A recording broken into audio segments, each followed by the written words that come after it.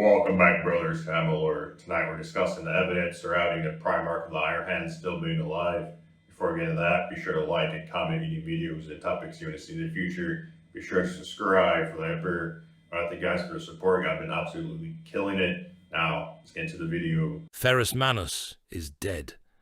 That is the iron nail driven into the black wood of imperial memory, the sentence laid down with all the weight of massacre, betrayal, and the doomed brotherhood of demigods. Upon the killing grounds of Istvan, beneath a sky thick with engine smoke and treachery, the gorgon met his end at the hand of his brother, and the age has repeated that truth ever since in catechism, archive, and oath. His blood was spilled, his body was broken, his head was taken. In the cold accounting of history, the matter appears settled with a brutality so absolute that lesser legends would have ended there, pinned to the ash-choked soil forever, their final shape preserved in the moment of execution. Yet Ferrus Manus does not lie still. That is the thing which has always set him apart from the other dead, from the countless martyrs, tyrants, saints, apostates, and warlords whose bones are strewn across the long corpse road of the Imperium. Most of the dead in this galaxy are devoured by time, reduced to relics, misremembered in fragment, or entombed beneath so many layers of later disaster that their absence becomes merely part of the architecture of ruin. Ferrus is not like that. He is absent, yes, but his absence does not feel like emptiness. It feels like pressure. It feels like a gauntleted fist left clenched in the throat of history. It feels active, malignant, unresolved. He is missing not only from the present of the Imperium, but from the very future that should have been shaped by his continued existence.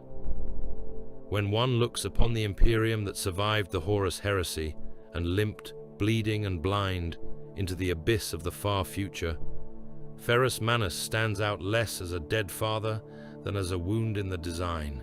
He is one of the great brutalizers of matter, one of the Emperor's sons wrought for endurance, warcraft, and merciless utility, and yet his line does not bear the stamp of fulfilled inheritance. It bears the stain of catastrophe, that is. Why, the question never truly rots away. It is not simple fascination with a fallen Primarch. The Imperium has many such ghosts. It is not mere sentiment. For sentiment is a weakness most of his sons would rather cut out of themselves with sharpened augmetics than admit to harboring. It is something darker than grief, and more enduring than nostalgia. Ferrus Manus feels unfinished, in a setting built upon aftermath, where no war ends cleanly, and no triumph escapes corruption, where all victories breed fresh monstrosities in their own shadow. Ferrus remains one of the strangest paradoxes of all. His death, in the strictest sense, is among the clearest in all imperial myth. There was no vanishing into the warp, no hidden imprisonment, no sealed stasis vault, no whispered report of a secret return. There was decapitation, there was witness, there was betrayal. There was finality written in arterial spray and cold iron. By every rule of mortal certainty, that should have been enough. But this is not a universe ruled by mortal certainty. Warhammer does not love endings. It loves ruins. It loves remnants. It loves broken things that continue past the point at which they ought to have perished. It is a cosmos in which memory can curdle into doctrine, doctrine can harden into prison, and the dead can remain among the living in forms too cruel or too strange to name cleanly. The galaxy of the far future is not a place where one asks only whether a man breathes. One asks what remains of him when breath has ceased.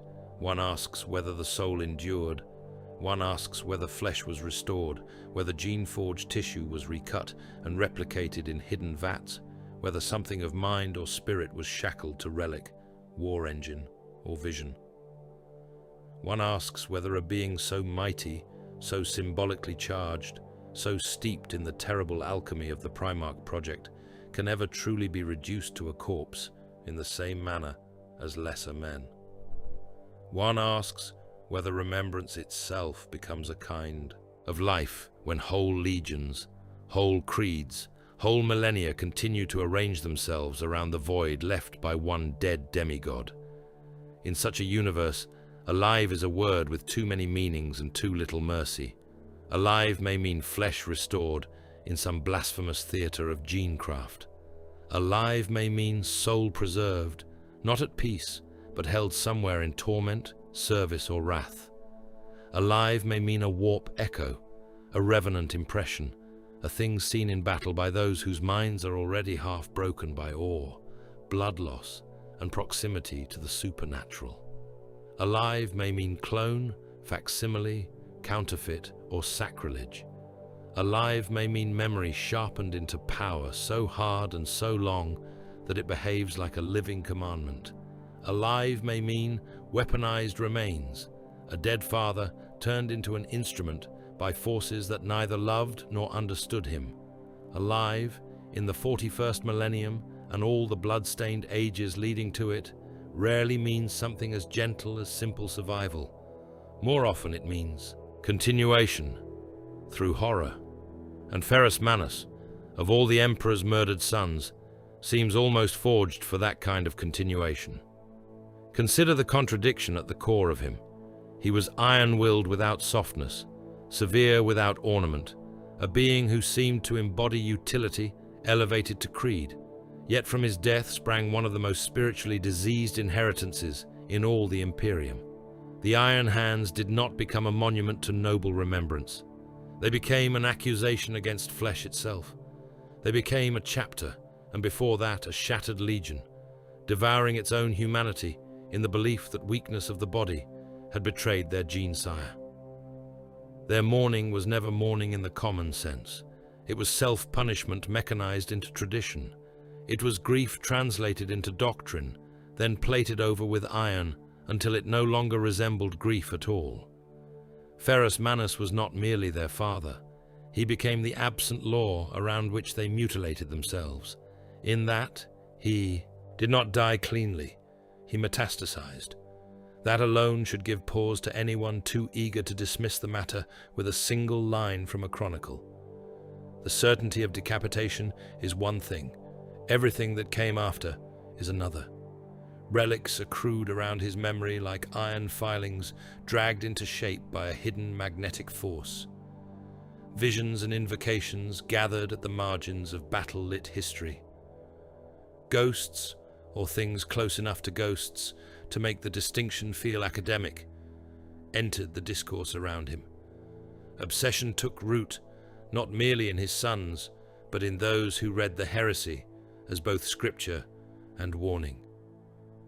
Narrative openings remained where there should have been a tomb sealed shut.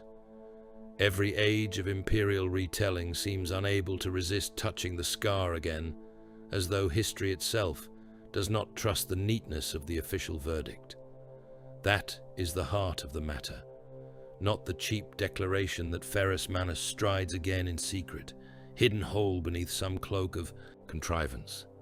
Not the childish fantasy that a dead Primarch might simply rise, untarnished and triumphant, to reclaim what was lost. Such things belong to lesser myths. If Ferrus were ever to return, he would not return bathed in clean light and vindication. He would return, if he returned at all, as this setting always demands, diminished, fractured, weaponized, tragic, or terrible. He would come back wrong. He would come back costly. He would come back as proof that death in this universe is not a door but a forge, and what emerges from the other side is rarely the thing that entered it.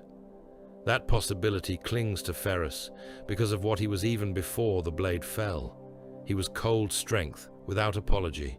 He was brutal purpose, wearing a Primarch's face. He was one of the clearest embodiments of the Emperor's creed of conquest, stripped to its iron skeleton. There was no softness in his legend that might invite a sentimental resurrection.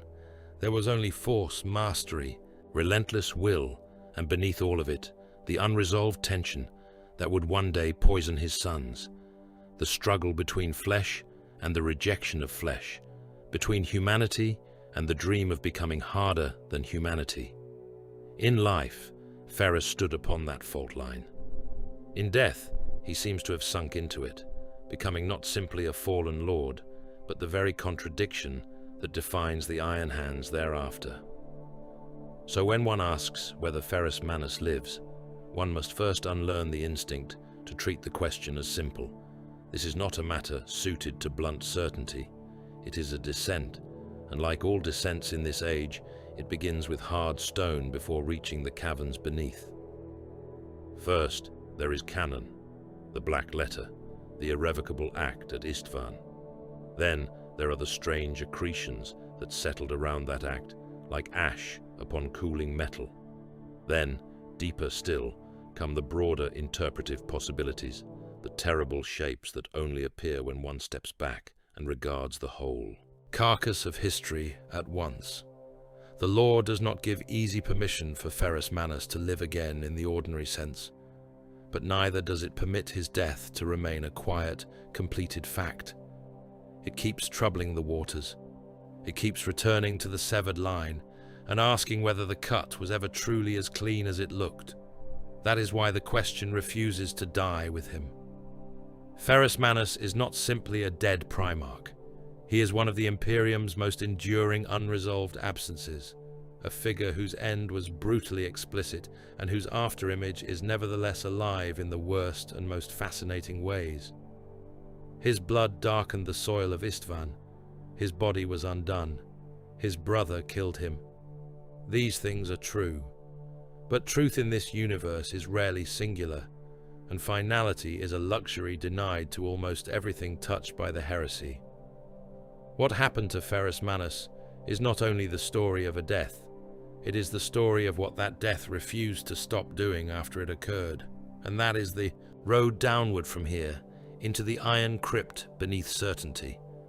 First, the known record, then the fractures in it, then the relics, the hauntings, the spiritual residue, the maddened devotion of sons who have never ceased carving his absence into their own bodies. Then the larger question, the one that lingers like furnace heat behind every mention of his name. Not whether Ferrus Manus died, for on that score the galaxy has spoken in blood often enough. The real question, the one that no archive, no sermon, no battlefield ghost has ever quite laid to rest, is whether this setting has truly allowed him to stay dead. Before men began calling it the drop site massacre with the cold authority of history, before remembrancers, archivists, and embittered survivors sealed the name into the black iron vaults of imperial memory, it was a promise. It was vengeance mustered in righteousness. It was the wrath of loyal legions descending upon a traitor stronghold with all the certainty of thunderbolts hurled from a god's hand. The hosts of the Emperor came to Istvan, believing that treachery had revealed itself early enough to be bludgeoned flat upon the anvil. They came as executioners. They came to scour a stain from the age before it could spread. They came in anger, in grief, and in that fatal species of pride, which always imagines betrayal, can still be met by the old laws of brotherhood. Ferrus Manus came foremost among them in spirit, if not in patience. Of all those drawn toward the fires of Istvan, the gorgon burned with the most direct and merciless purpose. Others still weighed strategy, reserve, timing, and the proper measure of force. Ferrus Manus had already entered the inner country of wrath. Fulgrim had broken the world long before the first loyalist boot struck the ash plains. The wound had already been opened, because betrayal by any brother is poison, but betrayal by the Phoenician was another thing altogether. There had been affection there once, or what passed for affection between creatures crafted for conquest.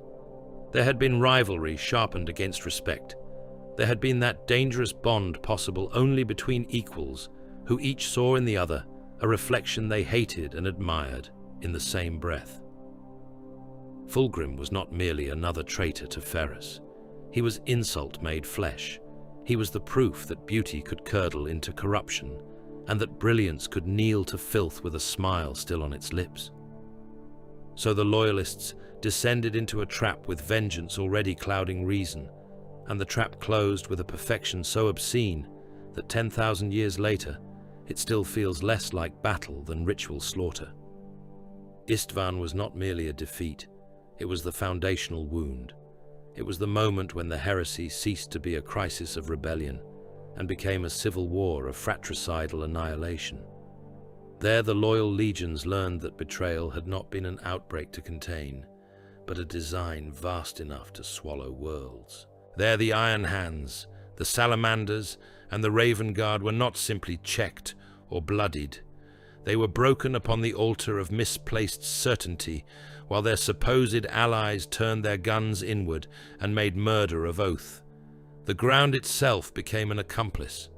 The air was thick with engine smoke, propellant stench, and the metallic reek of opened bodies. Gunfire strobed through the murk like machine lightning. Tanks died screaming. Astartes sank into the churned filth of pulverized basalt, gore, and ash. Orders dissolved beneath shell bursts, banners burned. Vox channels became charnel houses of panic, rage, and static. For the Iron Hands, no later defeat, no doctrinal decay, no internal schism, no millennia of self-inflicted mutilation would ever cut as deep as that first sundering. Everything they became afterward was hammered in the furnace of Istvan. Not because they lost, for many legions lost and retained enough of themselves to grieve like warriors rather than flents, themselves like penitents, but because of how they lost, and what was taken from them in the open sight of all. Their gene-sire did not fall in noble withdrawal. He did not vanish into mystery. He did not die upon a distant bridge, or inside some hidden sanctum where legend could clothe the facts in dignity. Ferrus Manus died in public ruin, in wrath, in failed certainty, and by the blade of a brother who had once stood near enough to know where the killing stroke must land. That is why the confrontation with Fulgrim stands at the rotted heart of the massacre. Strip away the artillery curtains, the collapsing fronts, the treachery of reinforcements, and still one image remains, like a brand pressed into the eye.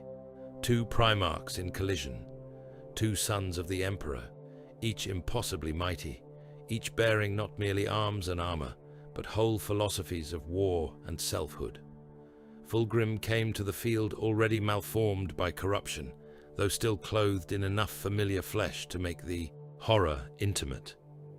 Ferrus came as judgment, iron hard and incandescent with contempt. It was not merely a duel. It was an accusation delivered in blows.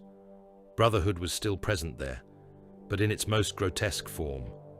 Not the fellowship of shared purpose, but the terrible closeness of kin who know each other well enough to kill without hesitation once the final break has come.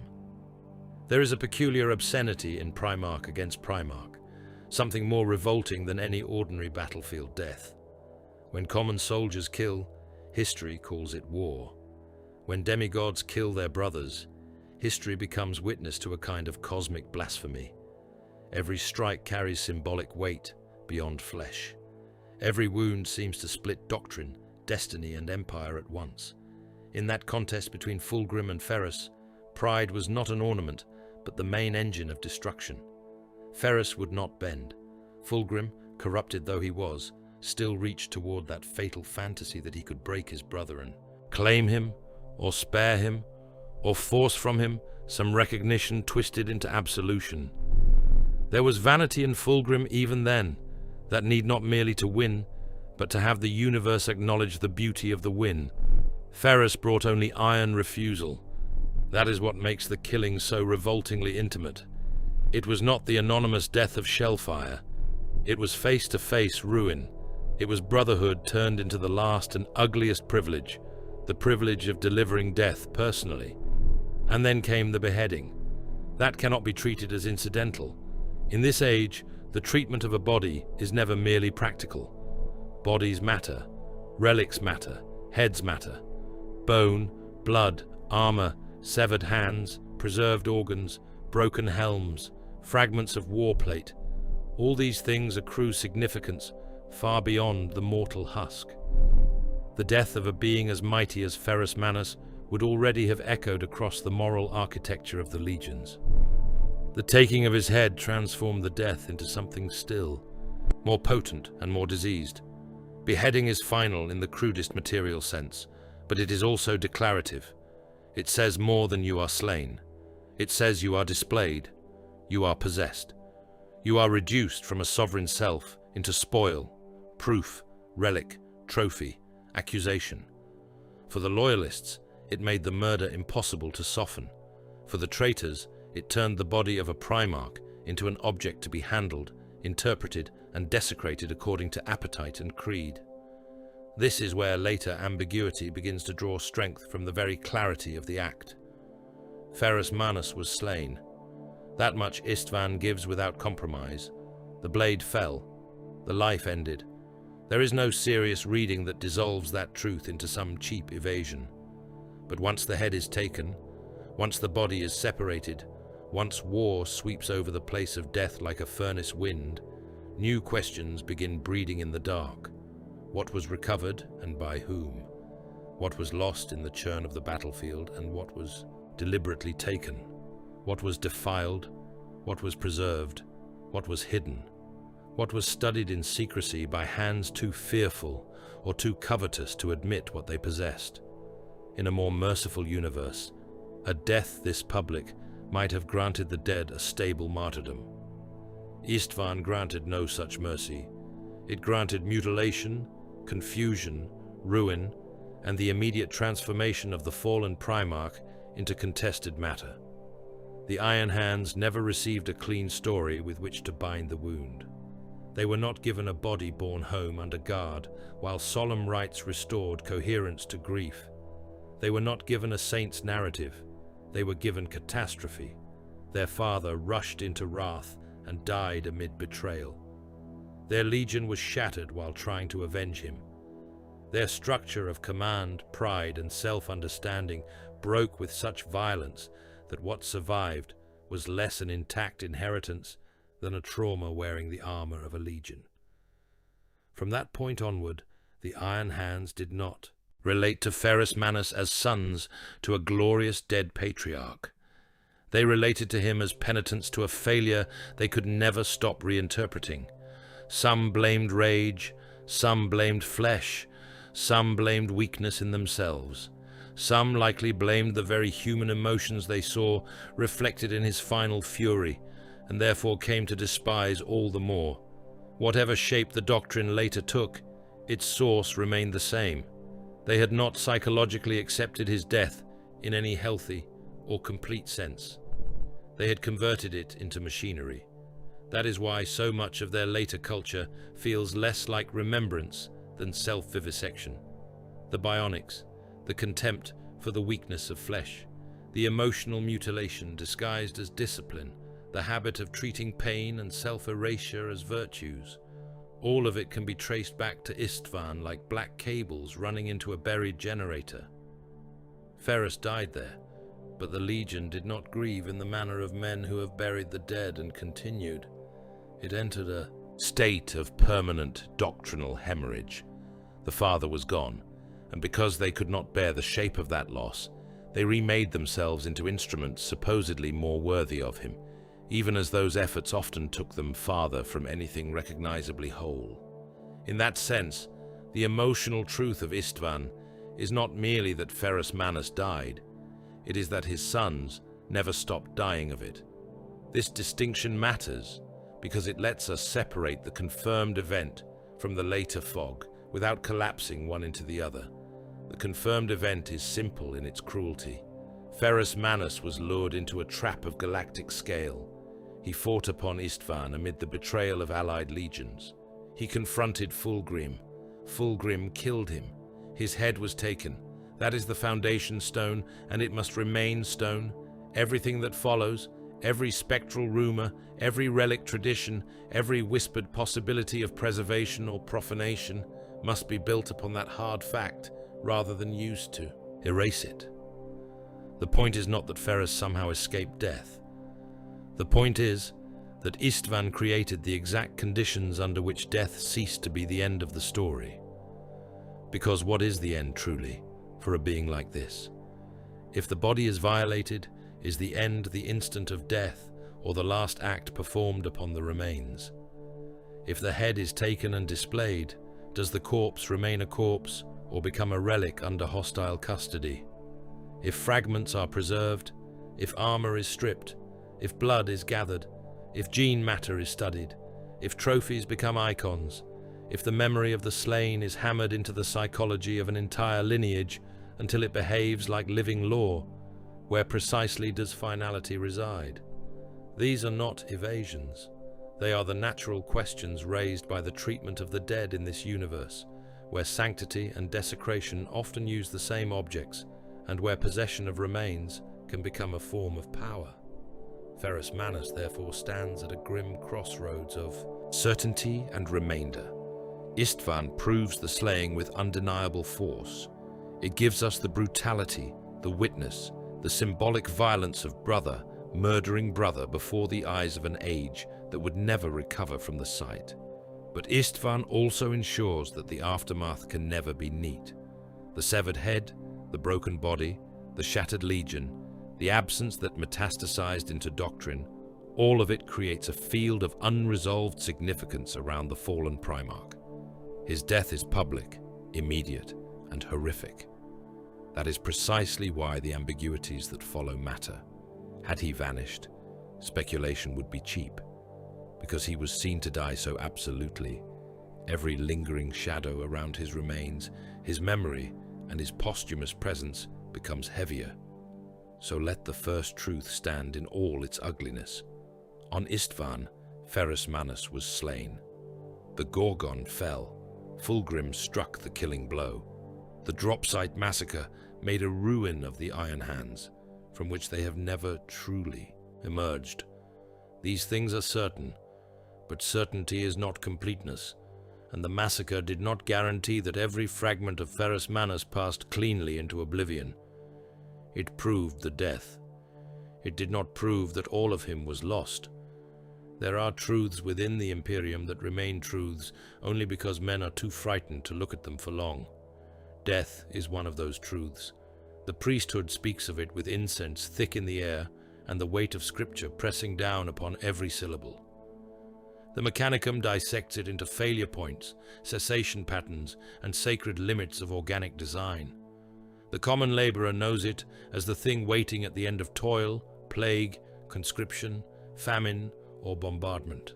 The warrior knows it as a brother in the trench, a god in the muzzle flash, a shadow cast by every blade ever sharpened in service to a throne built upon bones.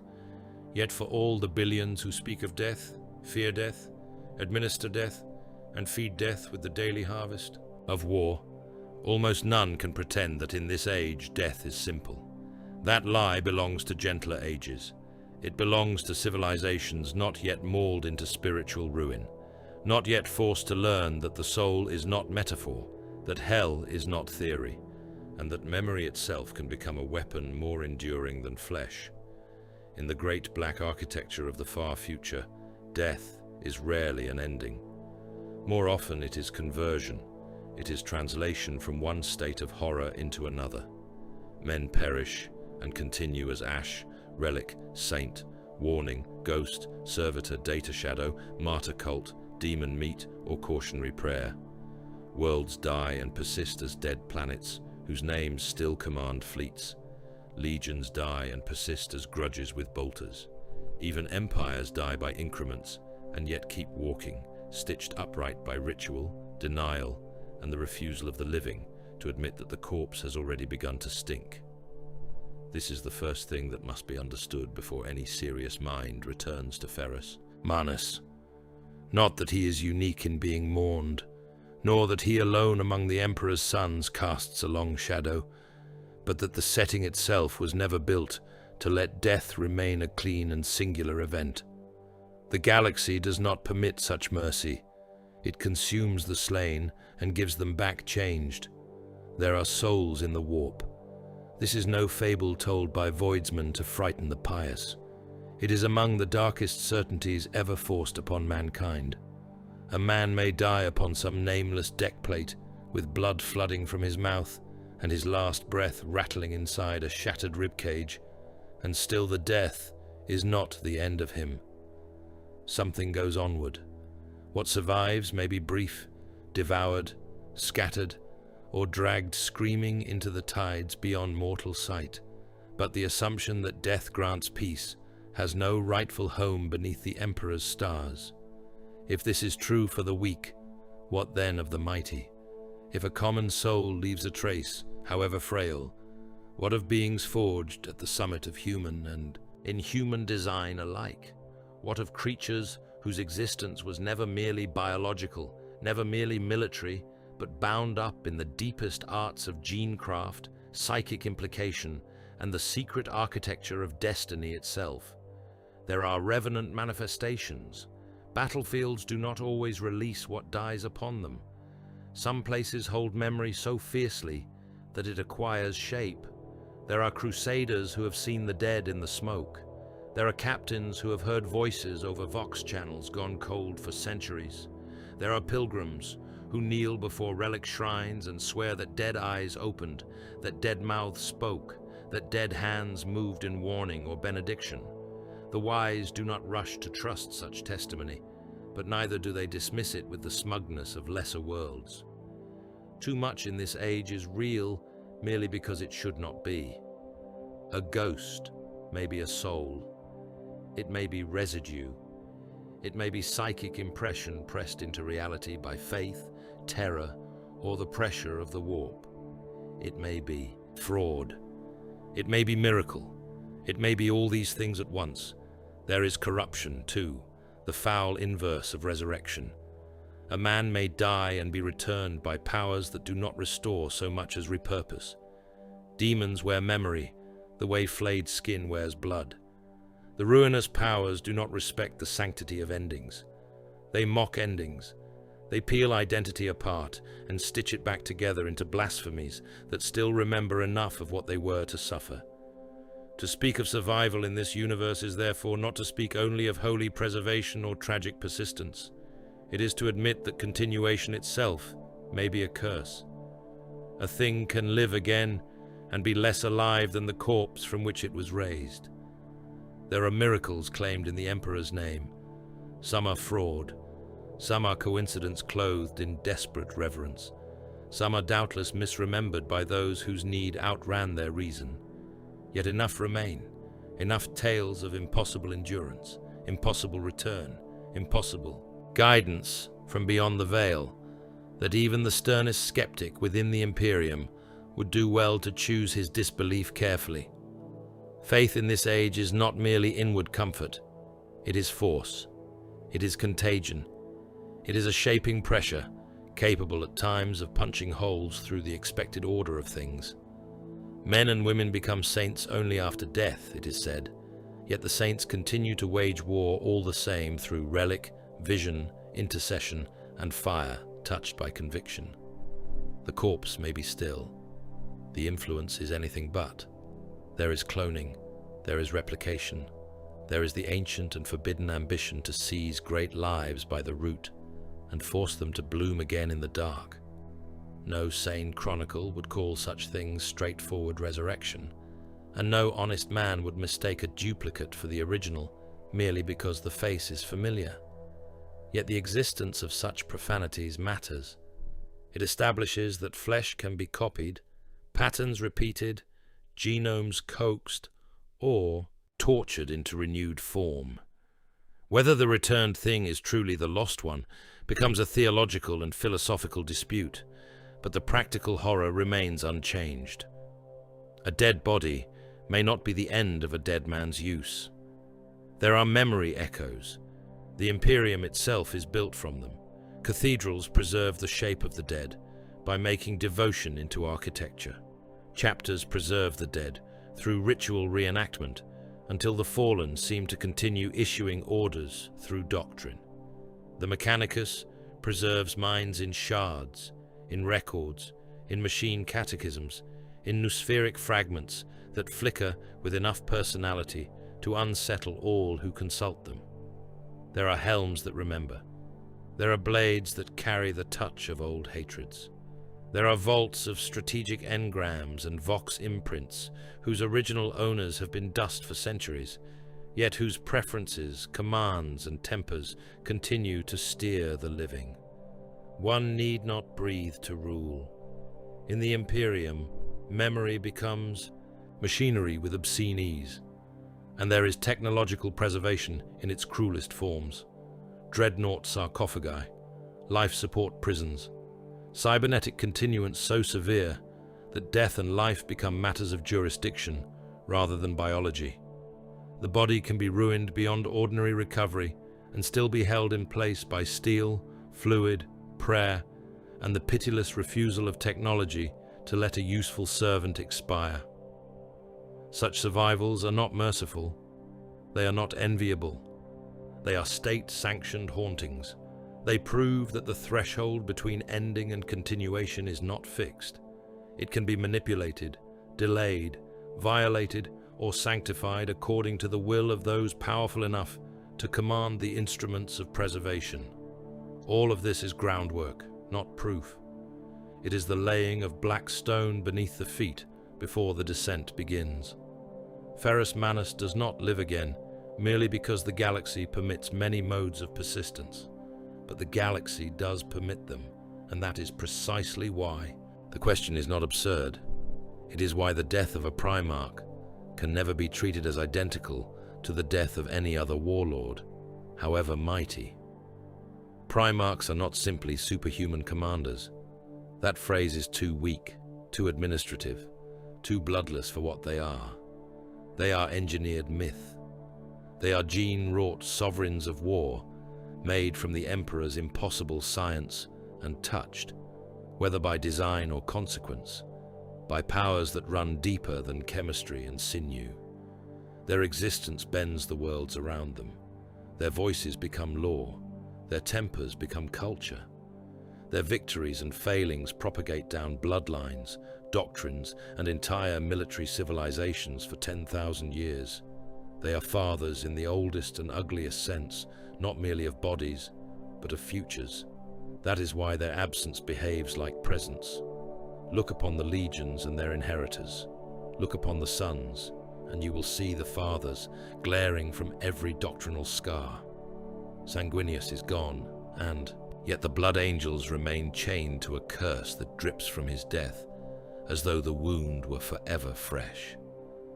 Lionel Johnson vanished from the common reckoning for an age beyond counting, yet the Dark Angels built whole labyrinths of secrecy around the fear, shame, and inheritance tied to his line.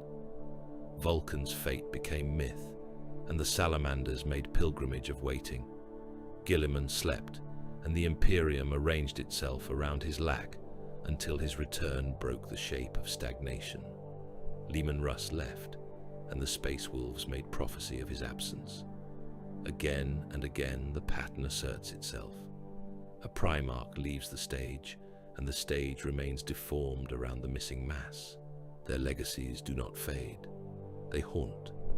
Ferrus Manus may be the cruelest example of all, because his thematic wound already lay between flesh and machine, mortality and endurance, strength and the fear of weakness.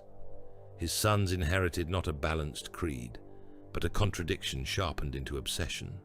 They worship durability, utility, and iron certainty, yet the root of their identity is a death born of fury, betrayal, and mortal vulnerability. They carve away flesh because flesh can fail. They sanctify metal because metal seems less capable of sorrow. They reduce the self because to feel too deeply is to risk the same kind of fatal error they project back upon their father's final rage. In such a lineage, the question of return cannot be clean. It cannot be a warm fantasy of the father restored to embrace his sons. It would have to take a harder shape, a fragment, a weapon, an echo, a mistake made sacred only because those who made it could not bear their shame. That is the proper contrast to draw. Ordinary tales of resurrection belong to lesser fiction and lesser universes, to places where death is a dramatic interruption awaiting reversal. This setting has no use for such softness. Return here is cruel. It is partial. It is compromised. A warrior comes back hollowed, sainted, bound, corrupted, divided, or transformed into something that proves survival can be more terrible than loss. To ask whether Ferrus Manus might in some way persist is not to imagine a triumphant restoration. It is to imagine the possibility that some aspect of him could be dragged forward in a form so incomplete and violent that it would deepen the tragedy rather than heal it. And once such a possibility is admitted, even only as theoretical scaffolding, the Iron Hands themselves come under a harsher light. What kind of sons were forged by Istvan? What kind of disciples spend 10,000 years flensing weakness from their own flesh and still call the practice devotion? What kind of chapter kneels so completely before the altar of strength that it might one day attempt the unthinkable, not from hope, but from inability to accept that the Father's ruin was ever final? Fanaticism does not stop where reason would prefer it to stop. The worship of iron has a logic of its own. It strips away taboo by increments. First flesh is weak, then emotion is weak, then grief is weak, then doubt is weakness. And once all of these have been condemned, what remains to prevent the last desecration? What remains to stop a people from deciding that even a ruin is preferable to an absence? There is no proof in that suspicion. It remains only mood, logic, and setting law aligned into an ugly shape. But ugly shapes are worth attending to in this universe, because so often they prove to be the outlines of the truth before the details are dragged fully into the light. Ferrus Manus is therefore not a silly candidate for posthumous ambiguity. He is almost the ideal one, a Primarch explicitly slain, a body subjected to symbolic mutilation, a lineage defined by unresolved trauma, a thematic identity built around the refusal of flesh and the seduction of endurance through artifice. In another setting, such elements might be mere ornament. Here they are invitations. So no, this is not evidence yet. This is threshold work. This is the dark catechism one must learn before daring to ask the question without sounding like a fool or a madman. Death in this age is rarely singular, rarely tidy, and almost never confined to the moment of biological cessation. The dead remain in too many ways. They remain in soul, in curse, in machine, in memory, in doctrine, in miracle, in corruption, in shards, in relics, in battle cries echoed by descendants who no longer know where their own voices end and the dead begin. The grave in the 41st millennium is not closure, it is jurisdictional transfer. And that is the thought to carry forward like a coal in the hand. Ferrus Manus may be dead. He may be slain beyond all dispute. Yet in a universe such as this, slain is not the same as gone, and dead is very far indeed from finished. The first great crack in the tomb does not come from rumor, nor from the grief-maddened scripture of the Iron Hands, nor from the idle appetites of those who have never seen a battlefield and thus mistake speculation for revelation. It comes from something far darker, far stranger, and far more difficult to dismiss. Ferrus Manus appears after Ferrus Manus, not in the cheap fashion of a campfire tale, not in some crude account where the dead Primarch simply rises whole and spotless, as though the age itself had forgotten what became of him on Istvan. He appears in the manner this universe prefers, amid fire, war, psychic extremity, and the breaking of all sane distinctions between soul, symbol, and weapon. That is where the question changes. For a long while, one may keep Ferrus confined to Istvan. One may insist upon the old and savage clarity. Fulgrim struck, Ferrus fell, the head was taken, the legion shattered. All further discourse, under that view, becomes only grief talking to itself through 10,000 years of iron and self-mutilation. Such a position has the comfort of simplicity, and simplicity is always beloved by minds too frightened to enter the deeper vaults of the setting. Yet Warhammer has never truly respected simplicity, least of all when the dead are mighty enough to cast shadows into the warp. Once the dead Primarch is seen again in any meaningful sense, Once he is shown not as memorial statuary or doctrinal afterimage, but as an active and wrathful presence beyond the moment of death, the seal is broken. The argument does not end there, it begins there. One of the clearest clues comes from the war within the webway, when the Emperor is described as summoning an army of loyal dead wreathed in psychic flame, including the betrayed dead of Istvan and a gigantic figure marked as the 10th son of a dying empire. Even that source presents the figure as evocative rather than explicitly named, which is precisely why it matters. It is not proof hammered flat. It is implication sharpened into a blade. That ambiguity is not weakness. It is the point. There are settings in which the supernatural is obliged to identify itself cleanly, to pin a nameplate to every miracle and file every haunting beneath a proper category. Warhammer is not one of them. In this age, the visionary and the literal contaminate one another constantly. Men see true things and misname them. They see false things with such conviction that whole worlds die for having believed. They witness symbols become matter under pressure of faith, terror, psychic violation, or divine proximity. A saint burns and the faithful call it grace, while the enemy calls it witchery, and somewhere beneath both interpretations there may still be a truth neither side possesses whole. That is why Ferrus after Ferrus cannot be waved away, merely because the evidence comes clothed in fire and uncertainty. Fire and uncertainty are native conditions here. The setting itself is built to make the reader stand upon a threshold where miracle, manifestation, projection and memory all wear one another's skins. So what was seen? What was it, if it was him? One possibility is the oldest and in some ways the most terrible, that Ferrus Manus endured as a coherent soul beyond bodily death, not at peace, not dissolved, but retained in some warlike and terrible integrity. If a common human soul can be dragged into the tides beyond mortality, if psychers can leave impressions strong enough to linger, if saints can continue to act through relic and revelation, then the death of a Primarch cannot reasonably be measured by the same frail human scale. These beings were never simply enlarged men. They were the Emperor's impossible sons, products of genecraft so profound it borders on myth, and myth so potent it behaves like metaphysics. To imagine that such a being might leave behind a soul capable of wrathful coherence is not absurd, it is only dreadful. Another possibility is not survival in the clean sense, but projection. The Emperor, in the depth of the Webway War, was not merely fighting with blade and fire. He was imposing his will upon reality at a moment of extremity so profound that the boundary between concept and weapon was collapsing. In such a state, perhaps the dead loyalists he called forth were not the whole and sovereign souls of those warriors, but something drawn from remembrance, essence, or the Emperor's own apocalyptic authority.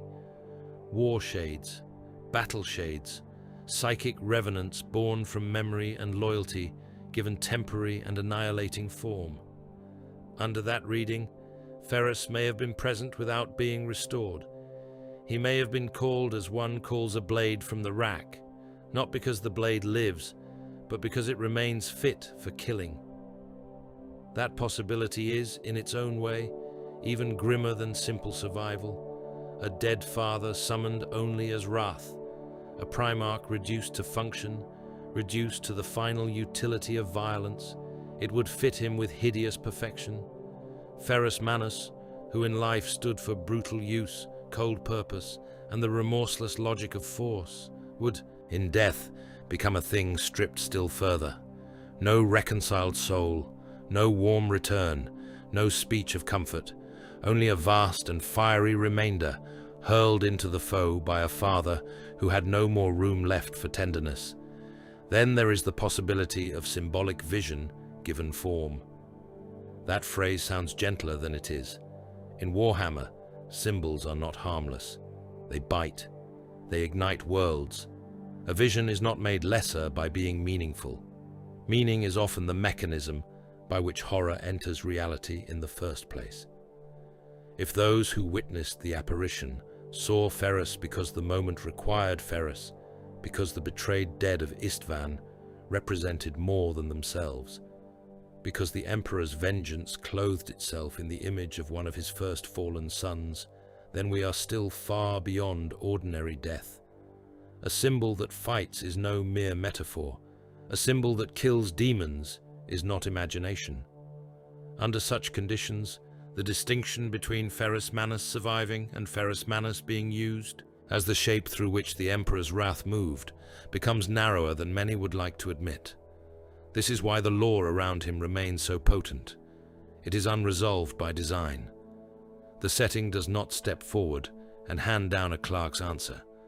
It offers instead the kind of sighting that leaves the mind divided against itself. Enough is there to prevent dismissal. Not enough is there to permit comfort. The tomb is not opened. It is cracked.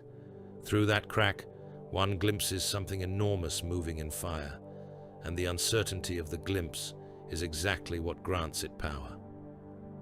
The known world of hard statements and neat death notices begins to fail.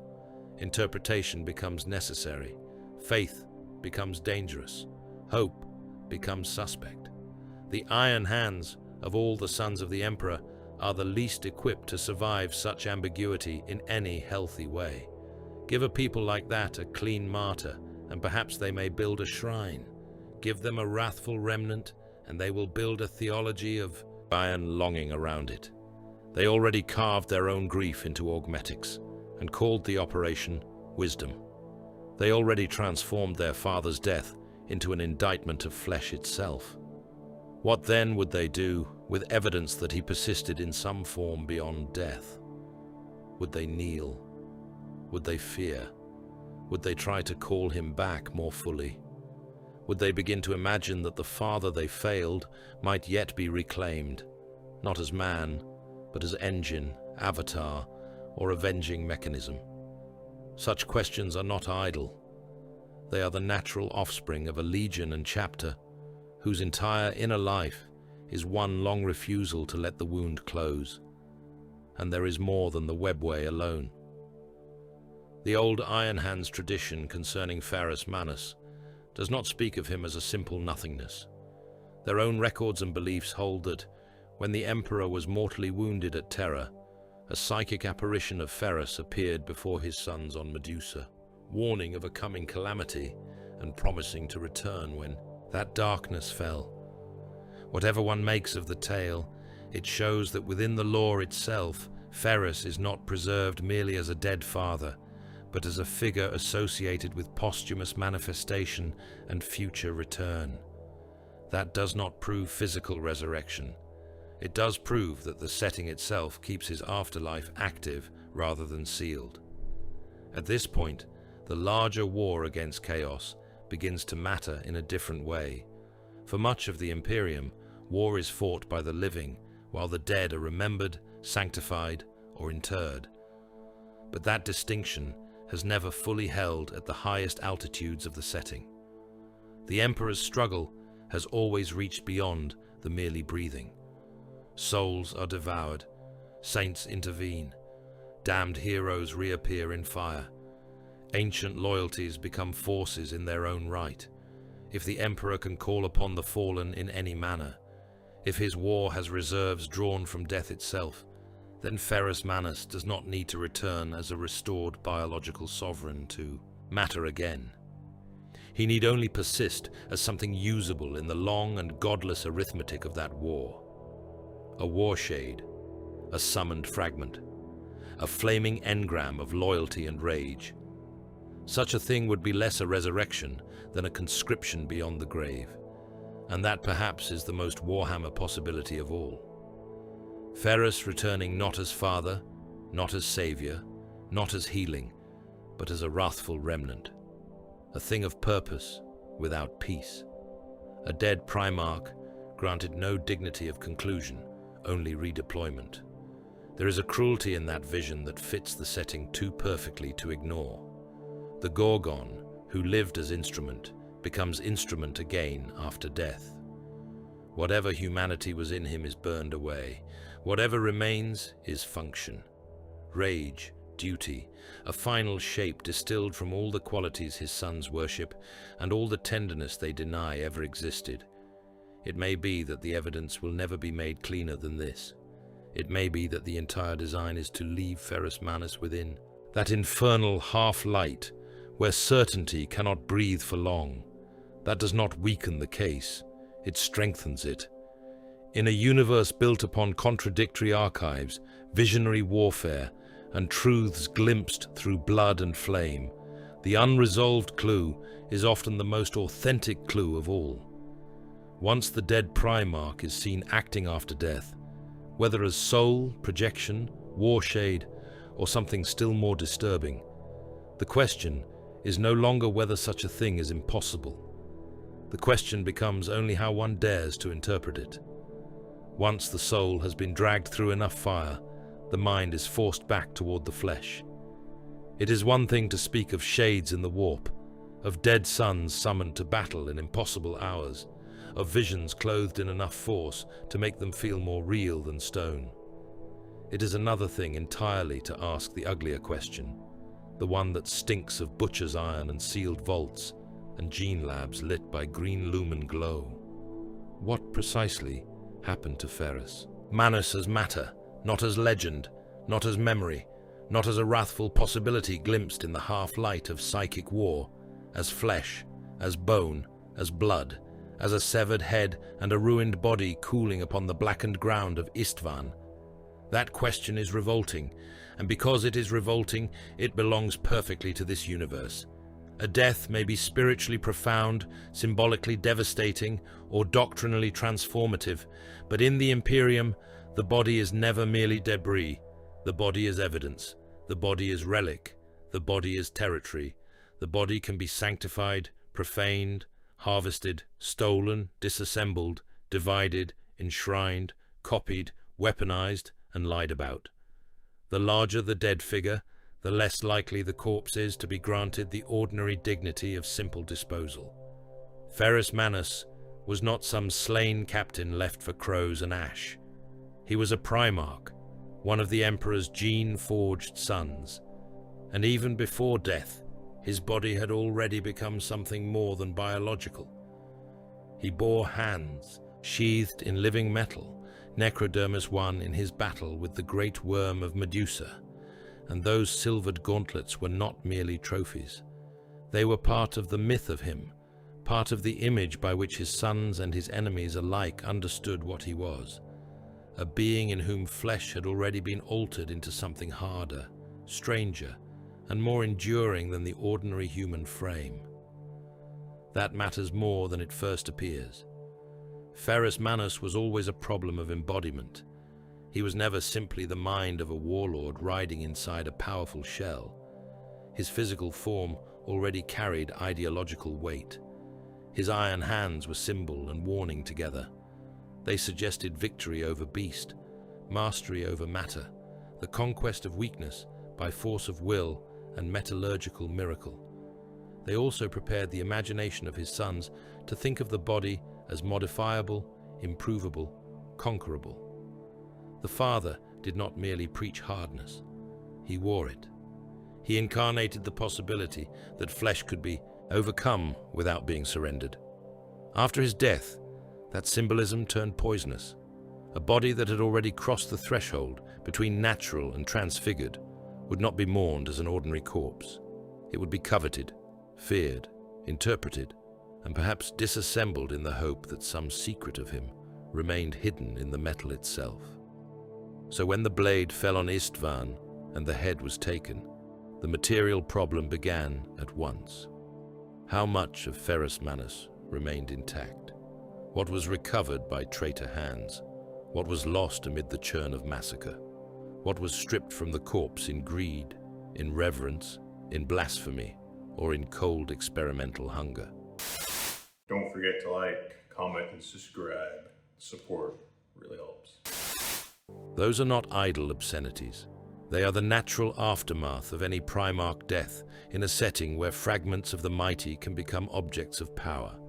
Blood is not just blood here. Bone is not just bone.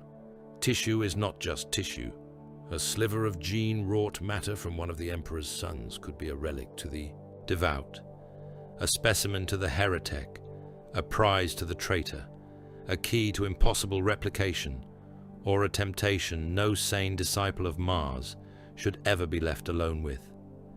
If Ferrus Manus was broken into history in pieces, then every piece becomes a battlefield of its own. This is where the tradition of cloning and attempted recreation forces itself into the discussion like a surgeon's blade.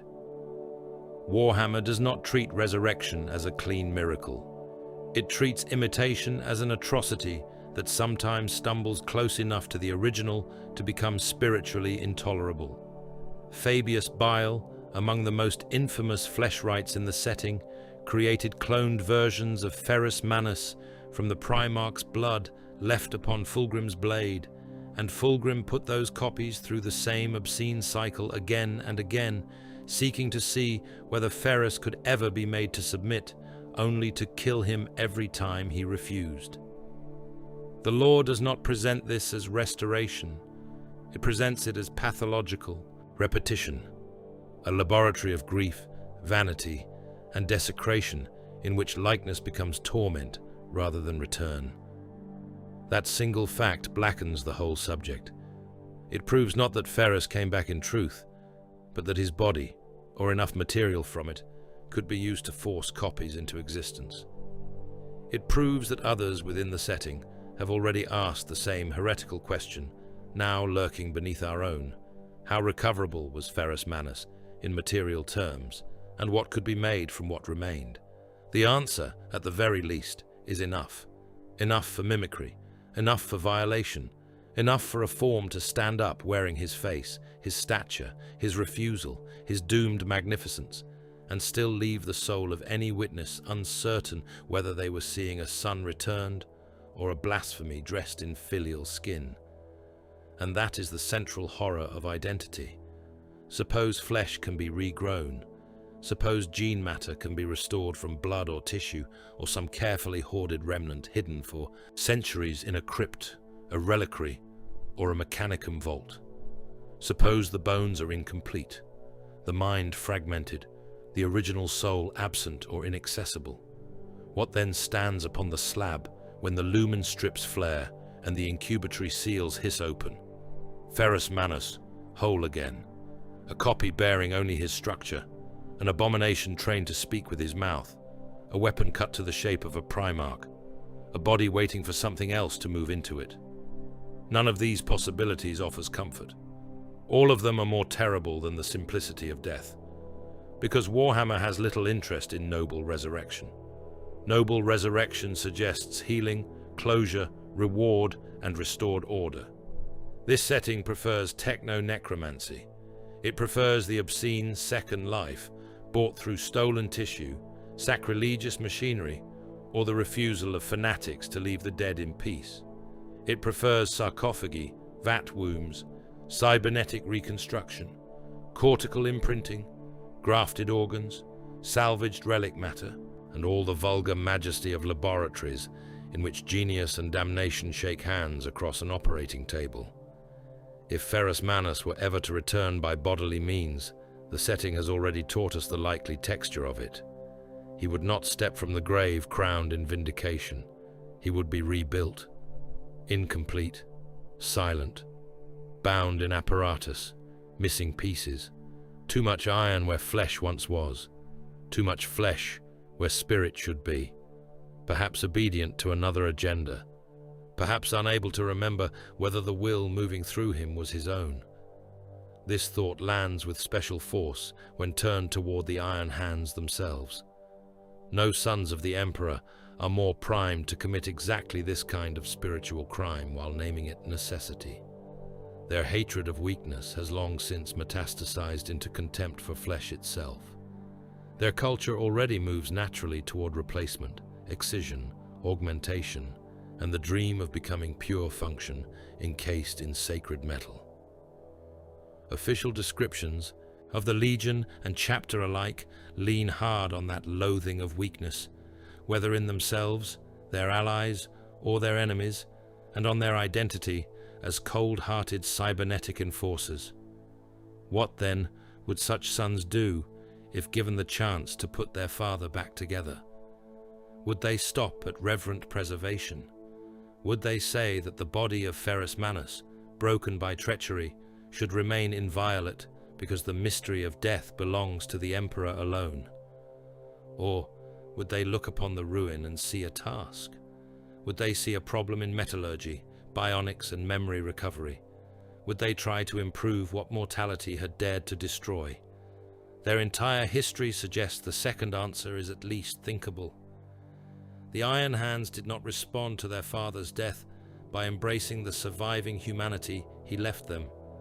They responded by carving that humanity away. They made machine idealization into prayer. They made self-amputation into penance. In such a culture, the line between honoring Ferrus and reconstructing him could become dangerously thin, especially if enough relic matter survived to make the temptation feel practical. And here, the chapter's darkest possibility opens like a blast door onto a furnace chamber. Ferrus Manus could return in the worst possible way. Not alive in the radiant sense, but operational. Rebuilt from fragments and doctrine, a head preserved, a genetic map harvested, blood reclaimed from an old blade, neural patterning guessed at by those arrogant enough to think the soul can be reverse-engineered from behavior and war records. His famed metal hands could become the anchor of the reconstruction, the relics around which the rest is fabricated. The resulting being might be massive, mute, and terrible, less father than siege engine. Or worse, it might speak. It might remember just enough to make the blasphemy undeniable. It might hate what had been done to it. It might be incapable of hate because too much of Ferrus had been replaced by the cold and ecstatic logic of those who built him. At that point, the attempt says more about the Iron Hands than about Ferrus Manus. Indeed, that may be the truest thing in the entire nightmare. A restored Ferrus would be, in large part, a mirror held up to his sons. If they sought a saint, they would reveal their hunger for absolution. If they sought a weapon, they would reveal that they had learned nothing from Istvan except how to make grief more efficient. If they sought a perfect Iron Father stripped of human weakness, they would reveal that the being they most wished to recover was not Ferrus Manus as he truly was, but a purified fantasy of him, one forged to justify the mutilations they have inflicted upon themselves for millennia. The resurrection would therefore be diagnostic. It would expose the disease, and so the brutal material question does not lead toward comfort. It leads toward desecration. Ferrus Manus had a body unlike any common warlord, marked by living metal and Primarch craft.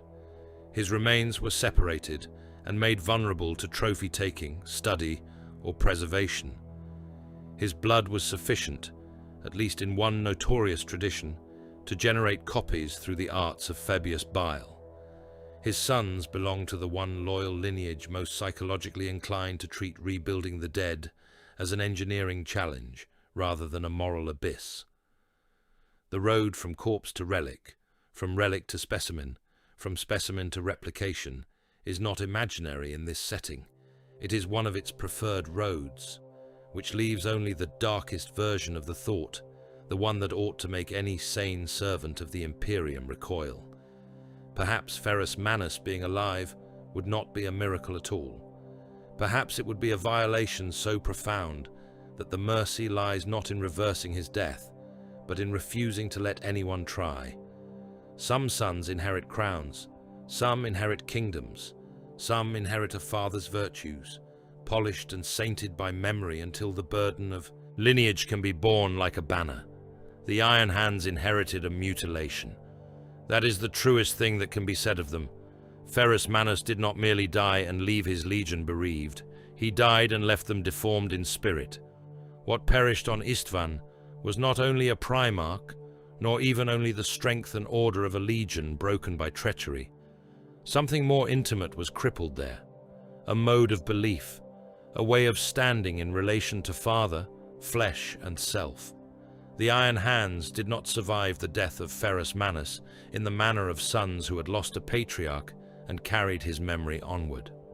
They survived it like men caught at the center of an explosion, who continue walking long afterward with half their organs replaced by shrapnel and doctrine.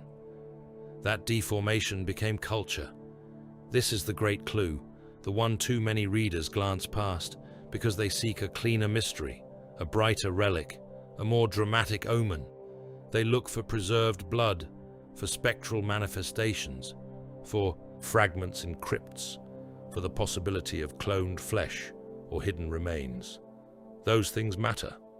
They matter because this setting teaches that matter and spirit alike can be violated into continuity. But before any of that, there stands the living evidence of the Iron Hands themselves, and the evidence is obscene in its plainness. No legion that truly accepted the death of its father in a healthy way would become what they became. No brotherhood that had processed grief, shame, and rage into something coherent would spend the next age hacking away at its own humanity while calling the butchery wisdom. The Iron Hands are not the children of resolved mourning. They are the children of a wound that never scabbed over, only plated itself in iron and learned to sneer. This is why Ferrus Manus remains active even in absence.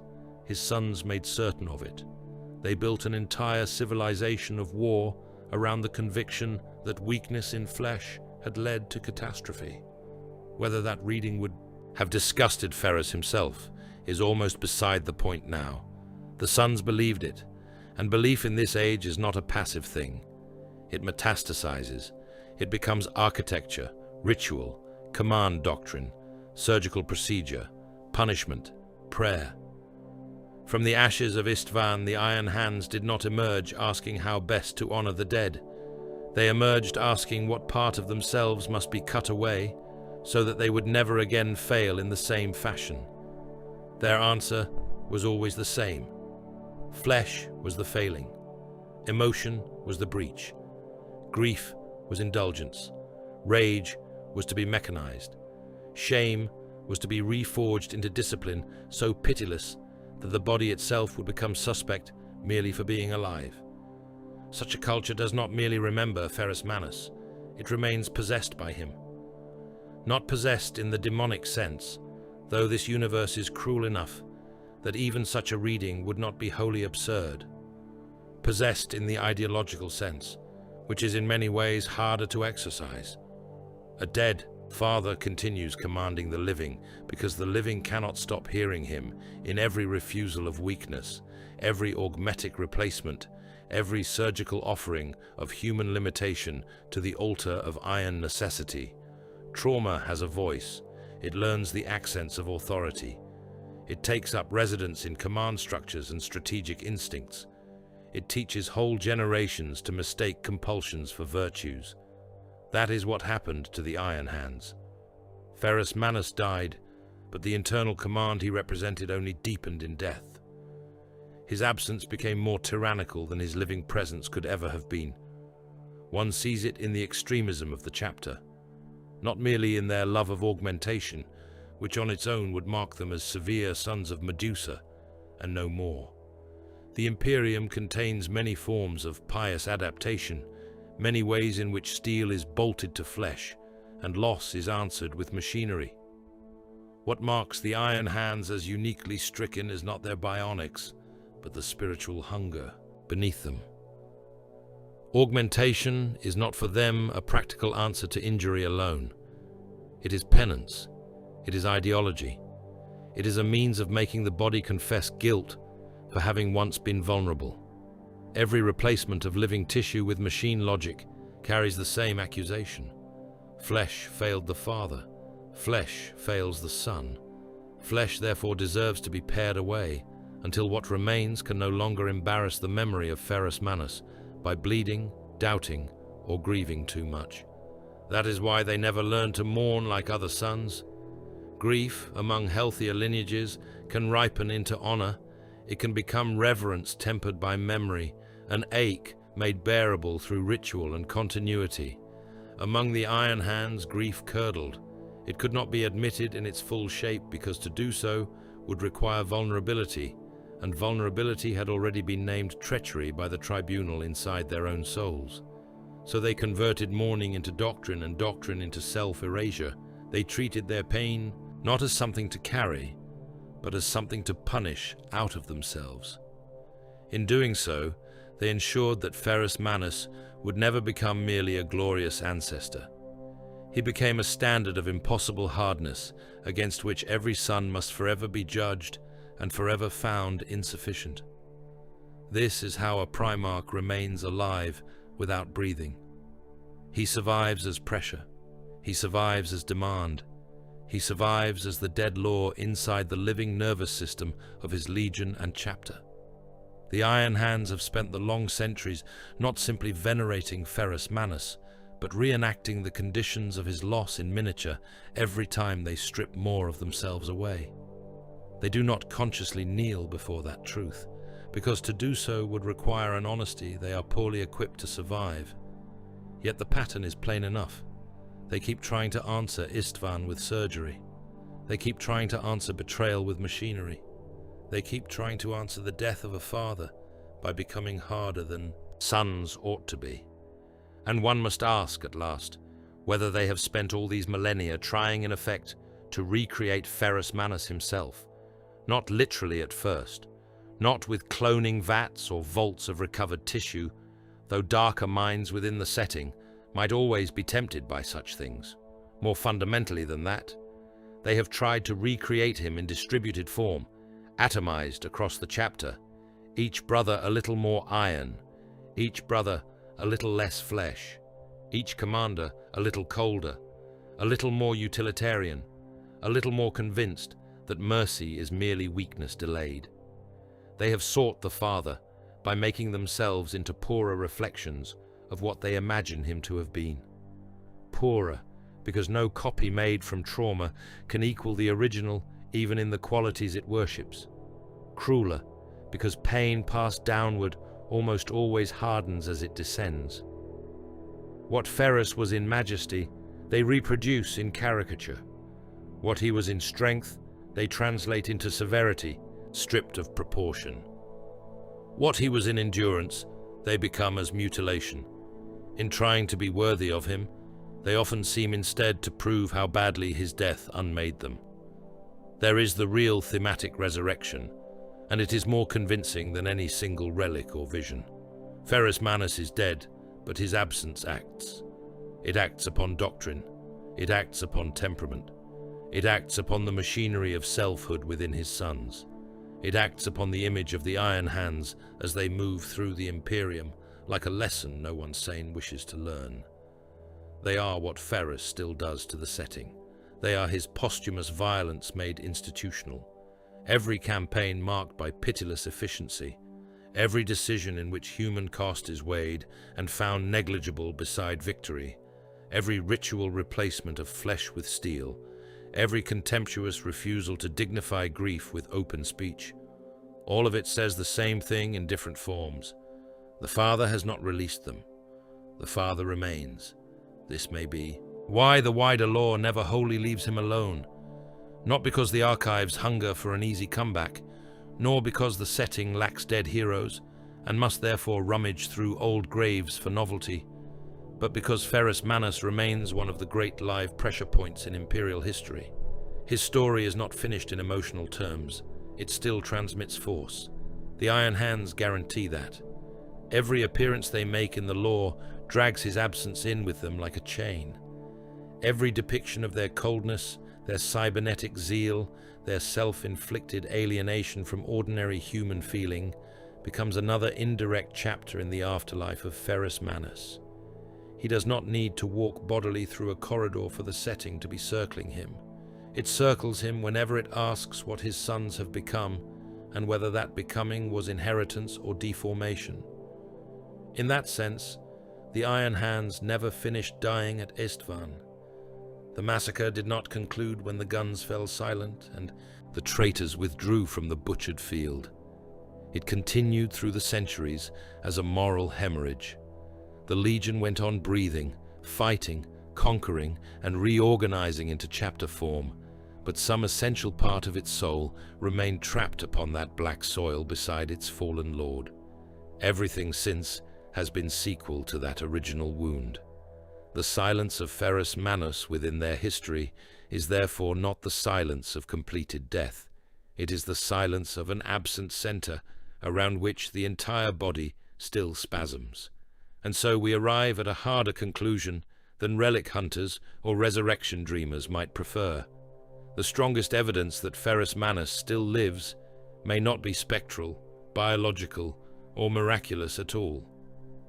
It may be the simple and terrible fact that his sons have never truly been allowed to move beyond him. They are still answering him, still failing him, still rebuilding themselves against the shape of his loss, still carrying his dead command deeper into the future than any living voice could have reached. If that is not a form of survival, then the word itself has been made too small for this universe. Why does the question matter now? Because the age itself has shifted. The old war has not become less important, but the gaze of the setting has moved from the thunderclap to the ruins that followed it. The siege is over. Horus is dead. Terror endures in the way only the Imperium can endure, by mistaking survival for wholeness and calling the ash of a broken dream a foundation stone. The newer official framing around this era is explicit that the next great movement is not merely about who won the heresy, but about what the survivors became afterward, what happened to the Emperor, what came next for the Imperium, and whether power could be wrested back from the Primarchs. The Scouring is being positioned not as a simple victory lap, but as a saga of aftermath, vengeance, political fracture, and a desolate new world in which even Primarchs are going missing. That is not background noise. That is the perfect climate for Ferrus Manus to become important again, not as an easy resurrection, but as an unresolved pressure point left buried beneath loyalist history. That is the first thing to understand. In a cruder age of storytelling, the return of a dead figure would arrive as a trumpet blast. A gate would open, a tomb would break. A voice long silent would speak plainly, and the audience would be told, with all the blunt certainty of a war dispatch, that the dead had become the living once more. But Warhammer has grown more comfortable with a nastier method. It prefers fallout. It prefers the pressure of implication. It prefers to let one old clue sit quietly in the dark until new context makes it heavier than it was before.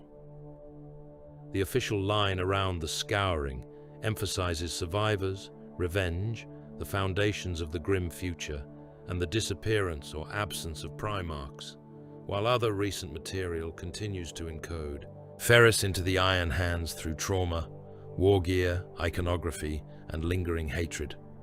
Even the game supplements preserve the emotional mechanics of his death as something still active in his sons, rather than sealed in the past.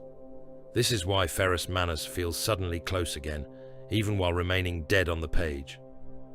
The transition from the heresy into the Scouring is not merely a chronological corridor, it is the ideal place for old wounds to reveal what they were always doing beneath the scar tissue. During the heresy itself, there is scarcely room to breathe. Betrayal falls, worlds burn, legions break, terror drowns in blood, and every revelation must compete with catastrophe. But afterward comes a more dangerous quiet, the quiet in which memory begins hardening into doctrine, and loss begins choosing what shape the future will take. That is where Ferrus belongs, if the setting intends to deepen him. Not necessarily on a battlefield, striding back into life with impossible convenience, but in the aftermath where his absence can be shown, deforming the Imperium more clearly than before. Official material for this new era repeatedly stresses that the future is being laid in the shadow of catastrophe, and that is exactly the sort of narrative ground where a dead Primarch can become more important than some of the living. Seen through a Scouring lens, Ferrus Manus stops being only the Primarch who died on Istvan and becomes something more poisonous and more useful. He becomes the unresolved wound in loyalist history. Guilliman can represent reconstruction. Dawn can represent duty under impossible strain. Vulcan can represent endurance through near annihilation. But Ferrus represents the loyalist catastrophe that never found a noble language to contain it. His sons did not transmute grief into sanctity. They transmuted it into self-hatred, iron absolutism, and a theology of weakness so severe that recent official material still describes the trauma of Istvan as something that alloyed their hatred of weakness and failure ever further into their spirit. That is not the language of a completed loss. That is the language of a wound still chemically active. And once that is understood, the phrase new law begins to change its shape. It may not mean a direct statement that Ferrus Manus has returned. It may mean that the setting is finally ready to reinterpret old material in a way that lets his death breathe differently. Warhammer has always hidden some of its sharpest revelations in adjacency. A line in a campaign book. A special rule that exposes an emotional truth. A visual motif carried too carefully to be accidental. A passing rumor in a novel description that suddenly matters more when the era around it expands. Black Library's own description of Old Earth preserved mysterious rumors of the return of Ferrus Manus amidst the fractured politics of the shattered legions, and at the time that could be read as one more haunted thread in the sprawling heresy tapestry. In the emerging post-siege frame, however, such a thread gains weight. The rumor does not have to become literal to become more significant. It only has to sit beside newer aftermath-driven storytelling and start vibrating with fresh possibility. That is how this setting often operates at its most effective. It does not always reveal. Sometimes it reburdens. It takes an old clue and makes it heavier. The death of Ferrus Manus was already one of the defining traumas of the Loyalist cause. The Iron Hands were already one of the clearest examples of a legion spiritually malformed by what happened at Istvan. The idea of spectral or rumored continuation was already present in the margins. Now, official attention is moving deeper into the era where those traumas stop being immediate wartime reactions and become the architecture of the future Imperium. In such a context, Ferrus does not need a resurrection scene to become newly relevant. He needs only to become legible as one of the hidden forces shaping what comes after. That is why mentions, relics, spiritual phenomena, and factional responses may matter more than any direct appearance, at least at first. The setting has every reason to let Ferrus rise by stages. A recovered object, a forbidden archive, a battlefield omen, a doctrinal fracture within the Iron Hands, a renewed obsession among those who never made peace with Istvan, a sighting that may be miracle or projection or lie. These are all more in keeping with the current tone than a simple announcement that the Gorgon is back. The official movement into the Scouring has already declared its interest in revenge, political intrigue, and the unstable fate of Primarchs and their legacies. Ferrus can enter that space as a rumor, a relic pressure, or a theological crisis long before he enters it as a body. And in truth, that would be the stronger way to do it. Because a modern Ferrus storyline cannot be clean. It cannot be written as delayed vindication, as though the dead father simply arrives to confirm that his sons were right to become what they became. That would be tonally false. Everything in the current framing of this era points the other way, toward a harsher accounting. The Scouring is being sold as the age in which the future's grimness is laid down, not repaired. If Ferrus Manus returns in any form, the return must be tragic, ideological, and costly. It must force the Iron Hands to look upon themselves and see not faithful sons awaiting reward, but a lineage that built an entire identity from unresolved trauma. The point would not be to crown them.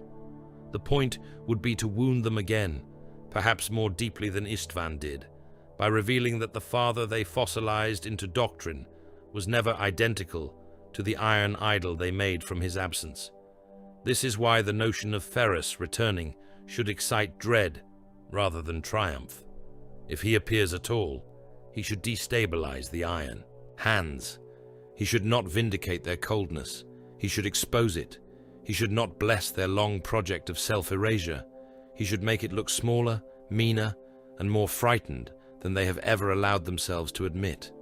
The most powerful use of Ferrus in the modern setting would be as a force that breaks their certainty, because certainty is the one false organ they have spent 10,000 years grafting into themselves. A living Ferrus, a spectral Ferrus, a partial Ferrus, even a rumor of Ferrus potent enough to divide clans and Iron Fathers. All of these possibilities have narrative force precisely because they threaten the chapter's version of the truth. That is what makes him ripe for renewed attention, not because he can be slotted back into the board as another active Primarch, but because he can still crack the board in half. So yes, the real new law may be less a declaration than a change in gravity. The clues were already there. The death at Istvan, the broken sons, the rumors, the spectral implications, the relic logic. What changes now is the narrative weather around them. The official focus is moving into the age of consequences, the age when the shattered pieces stop falling and begin hardening into the institutions, neuroses, and myths of the far future. Ferrus Manus sits exactly where that kind of storytelling is strongest. He is dead enough to remain tragic, present enough to remain dangerous, and unresolved enough to matter more with every new layer of aftermath the setting chooses to excavate. That is why the question matters now. Warhammer increasingly lives in the fallout between certainty and implication, between what the archive states and what the age refuses to stop doing with the statement. Ferrus Manus stands in that space like a severed law still issuing commands. The canon says he died. The setting keeps acting as though the death is not done speaking. There are three answers to the question, and all of them are true in the way truth is allowed to exist beneath the Emperor's dying light. The first is the hard answer, the answer of battlefield witness and butchered certainty. Ferrus Manus is dead. He died on Istvan at the hand of Fulgrim. He was slain in full view of history, and the violence of that death was so immediate, so intimate, so symbolically perfect in its horror, that no honest reading of the old catastrophe can dissolve it into some convenient trick. The gorgon fell, the blade bit, the head was taken. The blood of a Primarch darkened the ash wastes, and with it something vast and terrible in the loyalist cause was severed forever. That is the cleanest reading. That is the iron nail. That is the truth spoken by the corpse. The second answer is less clean and therefore more faithful to the age. Ferrus Manus is alive in all the ways that do not require breath. He lives as pressure, as wound, as commandment, as recurring image in the dark machinery of the setting. He lives in the posthumous manifestations that refuse to leave his death locked inside one battlefield. He lives in the logic of a universe where death does not reliably end agency, where mighty souls can persist in fire or be glimpsed again in wrathful fragments, where the dead may be summoned, echoed, remembered so hard that remembrance itself begins to function like an active force. He lives in relic logic, in the recoverability of matter, in the hideous fact that blood, bone, and tissue from the great can remain dangerous long after life has fled them. Most of all, he lives in the Iron Hands, who have spent 10,000 years obeying a dead father with more devotion than many sons ever offer the living. The third answer is the darkest, and therefore the one that hangs in the air longest after the candles gutter out. Ferrus Manus may yet remain available to the setting for a return so cruel, incomplete, and spiritually diseased that it would make ordinary resurrection seem childish by comparison. Not alive as a man restored to rightful place, not alive as a hero stepping back onto the stage to reclaim a stolen future, alive as a fragment, alive as a war form, alive as a cloned refusal, alive as a revenant impression hammered into utility by powers that neither understand mercy nor care for identity, alive as something dragged forward because this galaxy does not leave even its dead demigods in peace. These three answers do not cancel one another. They sit together like skulls on a shrine. That is why the question has never gone still. If the matter were only biological, it would have ended at Istvan. If the matter were only symbolic, it would have softened into metaphor long ago and ceased to trouble the blood. But Ferrus Manus occupies that rare and filthy middle ground Warhammer loves above all others, where the literal and the allegorical grind against each other until sparks begin to rise. He is dead enough to remain tragic, present enough to remain dangerous, resolved enough that one cannot simply pretend he never fell, unresolved enough that the setting keeps turning his corpse over in the mind like some black iron relic that refuses to cool. Look at the evidence strands laid out across the years like lengths of flayed cable. There is the posthumous presence, the dead Primarch appearing in ways that cannot be dismissed as ordinary memory. Whether one reads such moments as soul survival, emperor-wrought battle shades, psychic projections, or the violent embodiment of symbol, the essential fact remains the same. Ferrus Manus does not remain confined to the instant of death. He appears again in a setting where appearance is never innocent. Once that happens, the old sealed tomb is no longer sealed. It is cracked open just enough for fire to leak through. There is the wider strangeness of Primarch death itself. These were never merely large men with superior weapons and impressive biographies. They are the Emperor's impossible sons, beings made from gene science so profound it drifts into myth, and myth so potent it presses back into material consequence. Their absences deform history. Their legacies act like curses. Their names continue issuing orders through bloodlines, chapters, and whole civilizations of war. Even in death, they remain too heavy for reality to set down gently. To say a Primarch is dead is true, but in this universe, truth often arrives with hidden chambers behind it. There is the problem of matter. Ferrus Manus did not vanish into pure legend. He left remains. He left blood. He left a body marked even in life by the unnatural majesty of his iron hands, a form already half transformed into a symbol before the killing blow ever fell. In a setting of relics, gene vaults, flesh crafters, corpse thieves, and heretics, drunk on the possibility of trespassing against finality, the existence of remains is never an idle detail. Matter can be recovered. Matter can be preserved. Matter can be copied. Matter can be desecrated into continuation. None of that proves Ferrus returned, but it proves the road exists, and in Warhammer, the existence of a road is often more ominous than proof of the journey. Then there are the Iron Hands, the most persuasive evidence of all, because they are still marching. Ferrus Manus did not simply father them and then die. He entered them more deeply through his death than he ever could through life. Their shame, their hatred of weakness, their mania for cybernetic excision, their inability to grieve without turning grief into doctrine, all of it testifies to a dead father who never stopped ruling. They have become the vessel of his unresolved significance. They are his absence made militant. They are the afterlife of Ferrus Manus in institutional form. The strongest chain binding him to the present is not spectral fire or stolen blood. It is the fact that his sons are still answering him. And still, for all of that, none of it proves a simple resurrection. That is precisely why the theory feels right for this setting. This is not the logic of bright heroic fiction, where a beloved figure vanishes only to return intact when the plot grows hungry for applause. Warhammer is meaner than that. Warhammer knows that survival is often the ugliest thing that can happen to a person.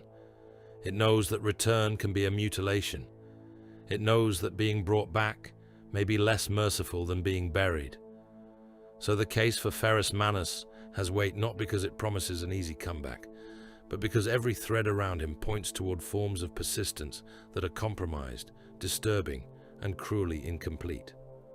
The strongest version of the thesis is therefore not that Ferrus Manus lives as the same father who strode to war before Istvan. It is that some part of him may still persist in one or more forms the setting has already taught us to fear. A soul fragment capable of wrathful coherence. A weapon form called forth in the Emperor's most apocalyptic hours. A cloned echo repeating the structure without the sanctity of the self. A historical force waiting for the right narrative pressure to ignite into direct consequence. He may survive not as man, but as remainder, not as person, but as active inheritance, sharpened into a blade. And the bleakest version is worse still. If Ferrus Manus comes back, he will likely come back wrong. He will come back diminished, mutilated, or bound. He will come back carrying the stink of violation. He will come back missing whatever part of him once made brotherhood possible, leaving only force, utility, and rage. He will come back as something that reveals just how little mercy this universe extends, even to the greatest of the dead. He may be silent. He may be chained to another agenda. He may be a thing that wears his face while lacking his soul, or possess his soul while wearing a body no longer wholly his. He may return only to prove that the Iron Hands never truly wanted their father back, only the iron idol they forged from the wound he left behind. That is the emotional center of the whole matter. Ferrus Manus has become one of the setting's purest examples of a dead father who still rules the living. He rules through shame. He rules through doctrine. He rules through mutilation repeated across 10,000 years by sons too broken to name their obedience for what it is. He is dead, and still he commands. Dead, and still he punishes. Dead, and still entire generations ask themselves what they must cut away to become worthy of him. Whether or not he ever manifests again in body, spirit, or clone flesh, that is already a form of survival more terrible than simple life. So is Ferrus Manus alive. Canonically, he is dead. Symbolically, he has never stopped breathing poison into the veins of the setting. Narratively, he remains one of the most dangerous graves in the Imperium, because everything around him suggests that death did not finish its work cleanly, and history has not finished feeding on what he became after dying. That is why the question should not be abandoned, not because it promises comfort, but because it promises horror of the correct kind. If Ferrus does come back, the true shock will not be the return itself. The true horror will be the meeting between the father and the sons who spent millennia turning grief into metal, and whether there is anything left in either of them that can still recognize the other. For that is the next darkness waiting below this one. Not what Ferrus Manus is, but what the Iron Hands have become in his absence, what they might dare to build in his name, and whether the final desecration would be his return, or their belief that they ever deserved it. In Warhammer, the grave is not a wall, only another battlefield.